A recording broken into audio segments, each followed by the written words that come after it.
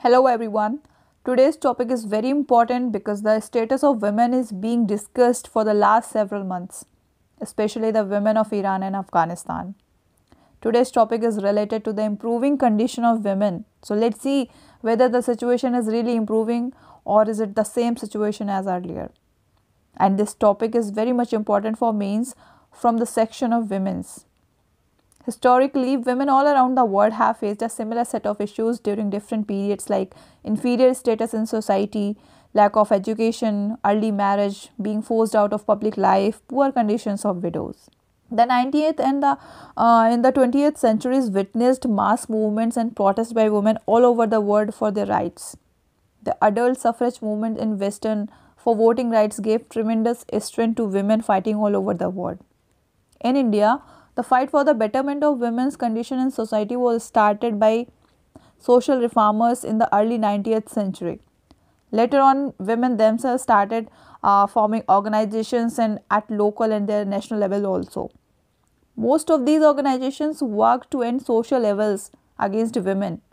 But the years around the independence saw the demand for political rights and reforms of personal laws as well, taking up issues like violence against women, gender equality, gender justice, and etc.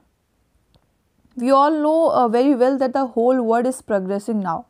In many countries, decisions are being taken in the direction of women's liberation. Today, women are becoming president, prime minister, scientist, engineer, lawyer, teacher, and doctor as well of many countries. Even after joining the army, she is showing her bravery.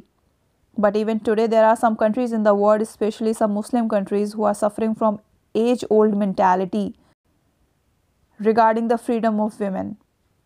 Foremost among such countries are Iran and Afghanistan.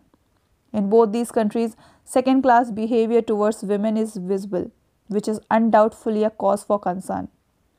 Public opinion should be created against such countries all over the world, and a condemnation resolution should be passed against them in the United Nations. The Taliban regime in Afghanistan has imposed many restrictions on women. The Taliban government of Afghanistan has banned the education of women in colleges and universities there. Taliban want to retain women only for their sexual gratification and want to curb their progress. The women of Afghanistan can neither study nor do social service works. The education minister argues that the curriculum implemented in the universities is against Islamic laws. But voices are still being raised. Denying education to women in the name of Islamic laws and traditions is a violation of human rights. Taliban's education minister Mohammad Nadim publicly said Islam is against girls' education. The merit of our fighter does not come from his studies but from the number of bombs he has dropped. United Nations should also take action against such a country which speaks a language of violence and bombs. Due to this, the women there are suffering a lot. They will have to cover their faces in public places. If they do not do so, strict action will be taken against them. Similarly, in Iran, a fatwa was issued for women to wear burqa. But the women of Iran took to the streets and raised their voice for their rights. Expressing their anger against the burqa, the women also cut their hair. Even today, they are openly protesting. Iran's women players Sara Khadem and Atusha were seen playing chess without hijab in the international chess tournament to be held in Kazakhstan. This is a great example. Both these women have consistent champion in the game of chess. Women are playing chess by going Kazakhstan at their own expenses. Women active in football, archery and mountaineering are opposing the hijab culture of Iran. It is a different matter that these voices of resistance are being suppressed. Many young women and girls like Mahsa Amini were put to death. Foreign minister of G7 countries have strongly opposed the decision of Taliban.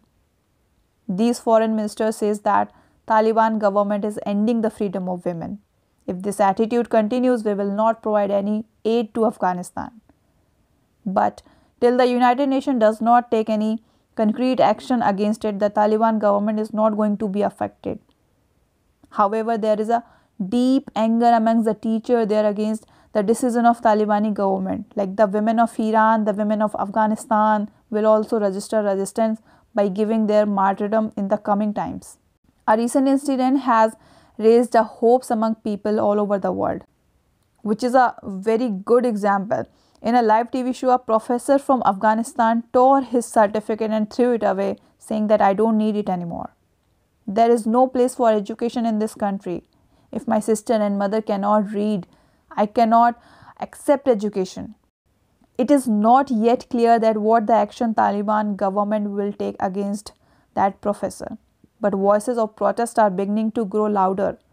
And it is expected that in the new year, with renewed vigor, women around the world will stand up for their rights and against exploitation. So this is all about women's today's condition, mainly in Islamic countries.